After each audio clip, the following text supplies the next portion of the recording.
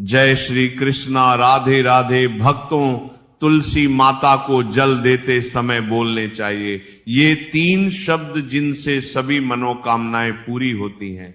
हम आज के प्रवचन में जानेंगे कि तुलसी माता को जल देते वक्त कौन से शब्द बोलने चाहिए। किसी समय की बात है, भगवान विष्णु विश्राम कर रहे थे, तभी देवी लक्ष्मी वहां आई और भगवान विष्णु से तुलसी माता को जल देने के महत्व के बारे में पूछा। भगवान विष्णु ने उन्हें तुलसी माता को जल देने के महत्व को विस्तार से बताया। तब देवी लक्ष्मी ने कहा, हे स्वामी, आपने मुझे तुलसी माता के महत्व के बारे में बताया, लेकिन अब मैं ये जानना चाहती हूं कि तुलसी माता को जल कैसे देना चाहिए, उनकी सेवा की सबसे श्रेष्ठ विधि क्या है और जल देते समय कौन सा मंत्र बोलना चाहिए।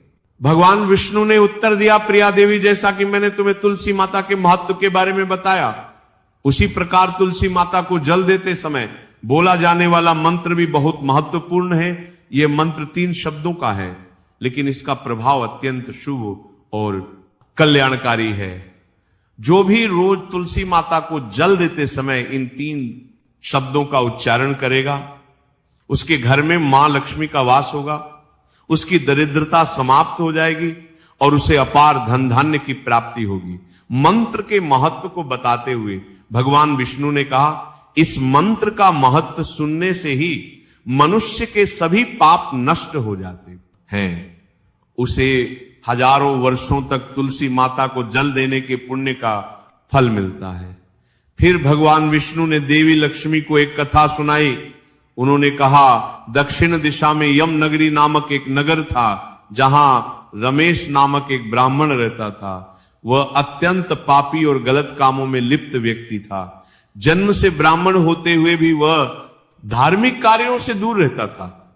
न वह पूजा करता, न ध्यान, ना जप और ना ही किसी का सत्कार करता। वह मदिरापान और मांसाहार भी करता था और हमेशा अनैतिक कार्यों में व्यस्त रहता था। और वह ब्राह्मण दिन में खेत में काम करके पत्ते बेचकर अपनी जीविका चलाता था और रात में वेश्याओं के पास जाता था। इस प्रकार उसने अनेक वर्षों तक अपना जीवन इसी पापपूर्ण तरीके से बिताया।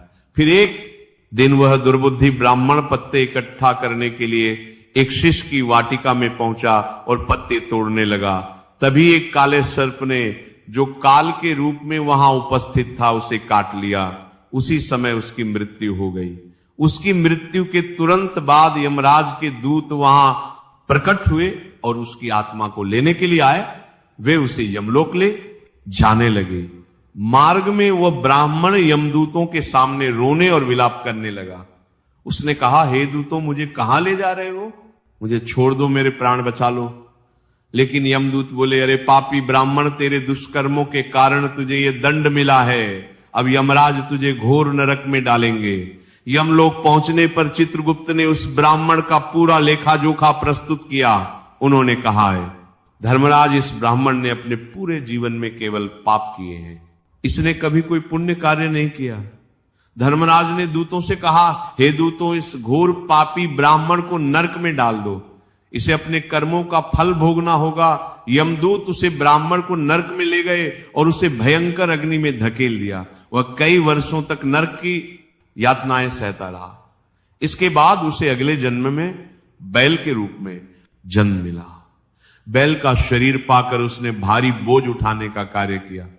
उसका मालिक उससे दिन रात काम करवाता था। जब उसकी शक्ति समाप्त होने लगी तो मालिक ने उसे एक लंगड़े आदमी को बेच दिया।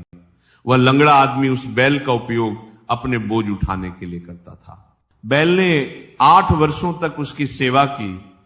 फिर एक दिन वो बैल लंगड़े आदमी को लेकर एक ऊंचे पर्वत पर चढ़ा। अधिक परिश्रम और थकान के कारण वह बैल मूर्छित होकर गिर पड़ा और अंतिम सांसें लेने लगा।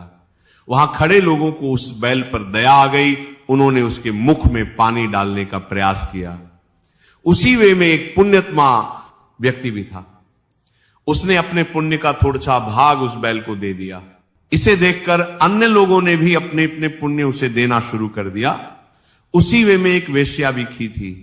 सभी अपना पुण्य उस बैल को देकर उसका उद्धार करने का प्रयास कर रहे थे।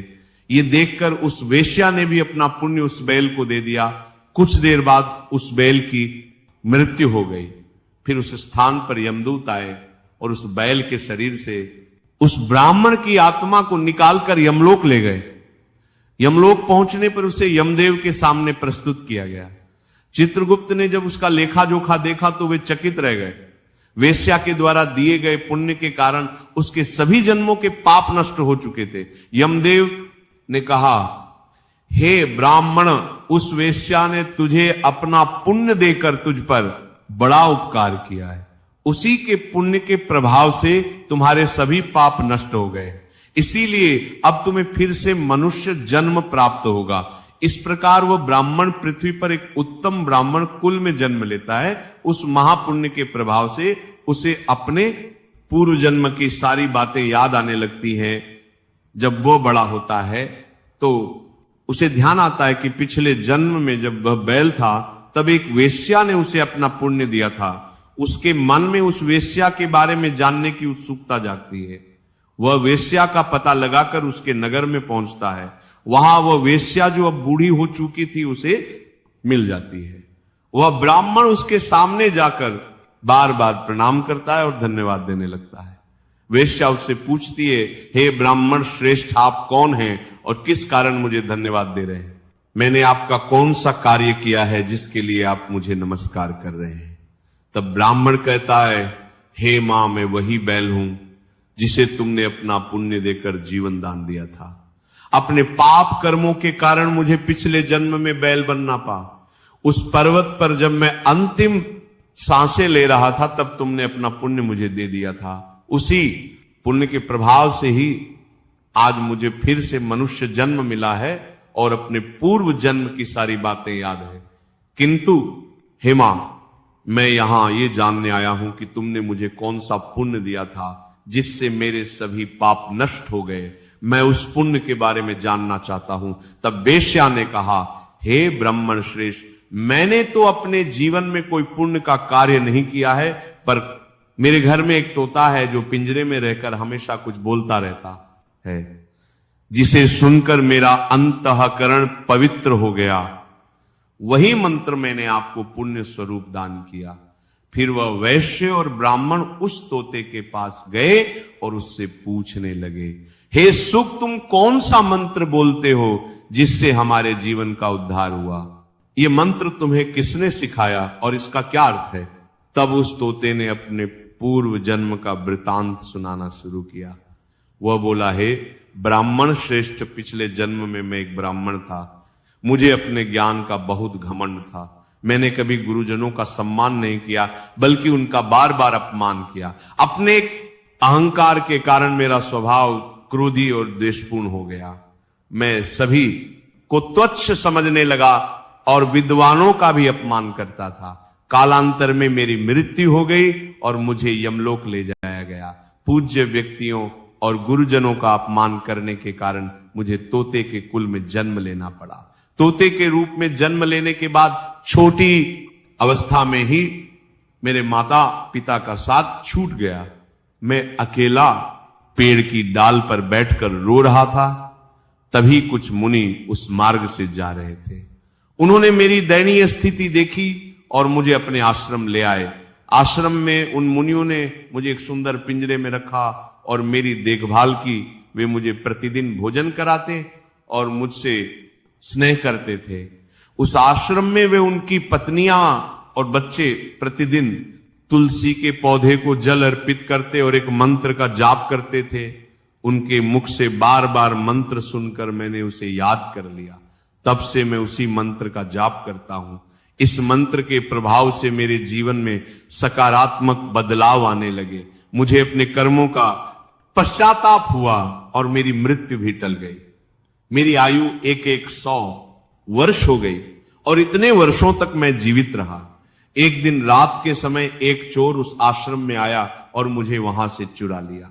बाद में इस वेश्या ने उस चोर से मुझे खरीद लिया। वेश्या के घर आने के बाद भी मैं वही मंत्र बोलता रहा। इस मंत्र को सुनकर इस वेश्या का अंतःकरण पवित्र